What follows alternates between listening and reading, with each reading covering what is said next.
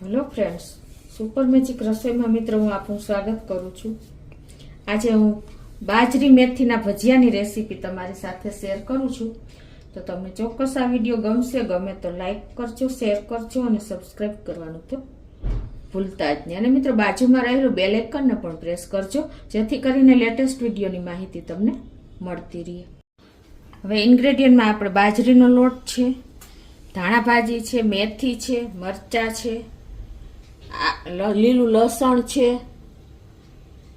આદુ છે, મરીનો પાવડર છે, અને આપણે મીઠું લેશું, હિંગ લેશું અને જીરું લેશું, અને આપણે ખજૂર આંબલીની ચટણી અને લીલા મરચાંની ચટણી લીધી છે। તો બનાવવાનું ચાલુ કરીએ। અત્યારે મેં આ 1 કપ બાજરીનો લોટ લીધો છે, જેને આપણે એક બોલમાં નાખી દેશું। અને હવે એમાં આપણે બધા ગ્રીનરી એટલે મસાલા કરશું। તો એમાં આપણે આ 1 કપ ધાણા ભાજી લીધી છે, એને નાખી દેશું। અને જે આપણે મેથી લીધી છે પોણો કપ જેવી, તમે તમારા ટેસ્ટ એકોર્ડિંગ મેથીની વધઘટ કરી શકો છો, પણ અત્યારે તો હું આટલી લઉં છું। અને આપણે 5 થી 6 મરચાં લીધા છે, તીખા અને મોરા બંને મિક્સ નાખ્યા છે, એ પણ આપણે આમાં જ નાખી દેશું। અને આપણે જે લીલું લસણ લીધું છે 4 થી 5 કળી, એને પણ મેં ઝીણું સમારીને લીધું છે, એ પણ આમાં જ નાખશું। 1 ઇંચ આદુના ટુકડાને પણ ગ્રેટ કરી લીધો છે। અને હવે આમાં આપણે મિક્સ મસાલા કરશું। તો ટેસ્ટ એકોર્ડિંગ 1 ટીસ્પૂન જેવું મીઠું નાખી દેશું, અને 1/4 ટીસ્પૂન હિંગ નાખશું,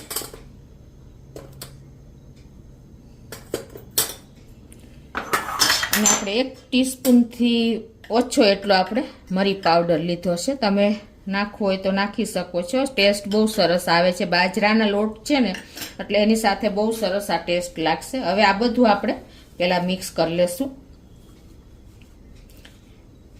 તમે આમાં તમારા ટેસ્ટ એકોર્ડિંગ બીજા મસાલા કરવા હોય તો લાલ મરચું ને બધું નાખી શકો છો, પણ અત્યારે મેં મરચા તીખા ને મોરા 2 લીધા છે, એટલે કોઈ જરૂર નથી। આપણે પ્લસ લસણ લીધું છે, આદુ લીધું છે, એટલે એ બધાની તીખાશ આમાં નેચરલી તીખાશ હશે ને એ સરસ લાગશે। અને પછી આપણે મસાલો, ગ્રીનરી મસાલો એટલે કે મેથી ને ધાણા ભાજી ને લસણ એ વધારે રાખશું, ને લોટની ક્વોન્ટિટી ઓછી રાખશું ને, એટલે આનો ટેસ્ટ બહુ સરસ આવશે। હવે આપણે એનું બેટર તૈયાર કરવા માટે પાણી નાખતા જાશું અને તૈયાર કરતા જાશું જોઈ પ્રમાણે। અને આપણે આમ તો જરૂર નથી, પણ 1 ચમચી જેવો તમે જો બેસન નાખી દેશો ને તો થોડોક ટેસ્ટ સરસ આવશે। કમ્પલસરી નથી, તમારે નાખવું હોય તો નાખી શકો છો।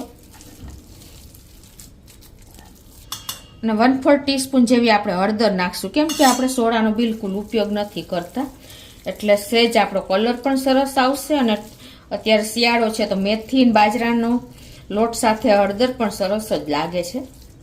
જો આપણે સોડા નાખતા હોય ને તો તમે હળદર ન નાખી શકો, કેમ કે આપણા સોડા અને હળદરનું કોમ્બિનેશન થાય છે ને, એટલે આપણો કલર ભજીયાનો લાલ થઈ જાય છે, એટલે આપણે ક્યારેય ભજીયામાં હળદર નથી ઉમેરતા, પણ આમાં આપણે સોડાનો બિલકુલ ઉપયોગ નથી કર્યો। તો હવે આ બાજુ આપણે તેલ પણ ગરમ કરવા મૂકી દીધું છે। તેલને પહેલા ફૂલ ફ્લેમે ગરમ કરી લેવાનું છે। તો જો આપણું તેલ પણ ફૂલ ગરમ થઈ ગયું છે, તો અત્યારે તો આપણે મીડિયમથી ફૂલ ફ્લેમ જ રાખી છે, પછી આપણે ધીમી કરી નાખશું, કેમ કે બાજરાનો લોટ છે। તો હવે આપણે એને આ રીતે ભજીયા ઉતારી લેશું। મિત્રો અત્યારે શિયાળામાં આ ભજીયા બહુ સરસ લાગે છે, અને હેલ્થ માટે પણ એટલા જ સારા છે।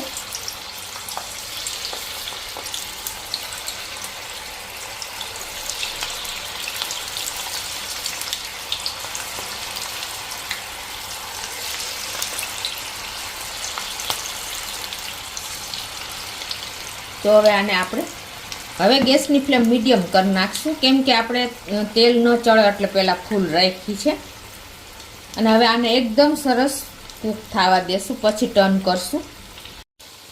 તો આ રીતે અંદરથી કૂક થાય ને ત્યાં સુધી આપણે મીડિયમ ફ્લેમ ઉપર એને તરવાના છે। જો અત્યારે સરસ આપણે મસાલો વધારે છે ને, એટલે તમારા ભજીયા ખાવાની પણ બહુ મજા આવશે। જો આપણે ગ્રીનરી વધારે મસાલો નાખ્યો છે, એટલે જો ભજીયાનો શેપ જુઓ તમે કેટલો મસ્ત લાગે છે। તો આ રીતે જો આપણા ભજીયા 3-1 મિનિટ જેવું થયું છે મીડિયમ ફ્લેમ ઉપર. જો એકદમ સરસ કૂક થઈ ગયા છે, એટલે કે તરાઈ ગયા છે.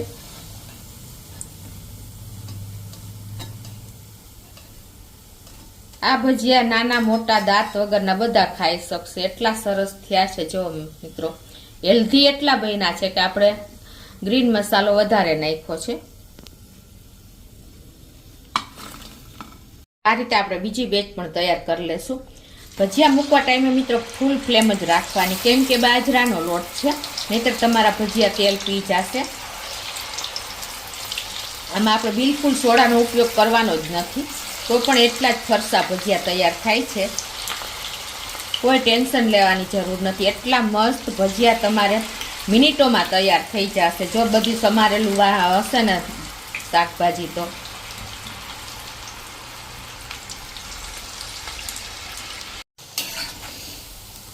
આ રીતે તમારે કમસે કમ પછી 3-1 મિનિટ જેવું થશે. નહીતર જો બરાબર અંદરથી તરવાના, નહીતર સેજ તમારે કચાશ લાગશે ને તો પણ બાજરાના લોટની સ્મેલ આવે. આ રીતે પ્રોપર આપણે એને ઉલટ પુલટ કરી અને તરી લેશું.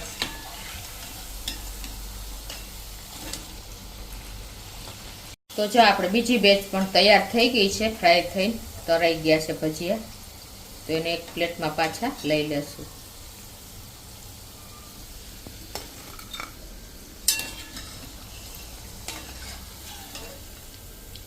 મિત્રો શિયાળો છે અને મેથીની એટલી આપણે મળી રહે છે, તો આ રીતે તમે ટ્રાય કરજો.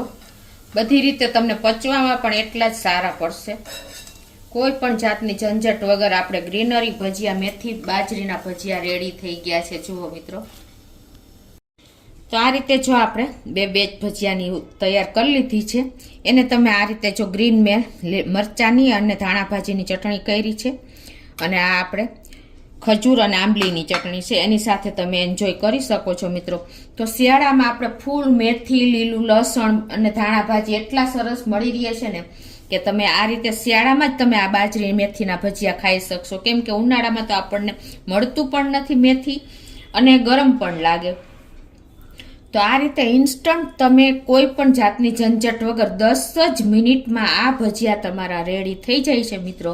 તો નાના બાળકોથી માંડીને બધાને તમે એકદમ હેલ્ધી ઇન્ગ્રેડિયન્ટ ખવડાવી શકશો, કેમ કે આપણે આને ફ્રાય કરીને આપણે કર્યા છે, પણ તમે રોસ્ટ કરીને પણ કરી શકો છો, એટલા હેલ્ધી બને છે. અને જુઓ તમે, આપણે ધાણા ભાજી અને ગ્રીનરી મસાલો વધારે રાખ્યો છે ને, તો જુઓ એકદમ સરસ આમ હેલ્ધી એટલા થયા છે, અને લુકમાં પણ જુઓ, અને ટેસ્ટમાં તો એટલા છે ને મિત્રો કે તમને પૂરા પણ નહીં થાય. તમે બાળકોને બેસાડશો ને તો એટલા ટેસ્ટી બન્યા છે.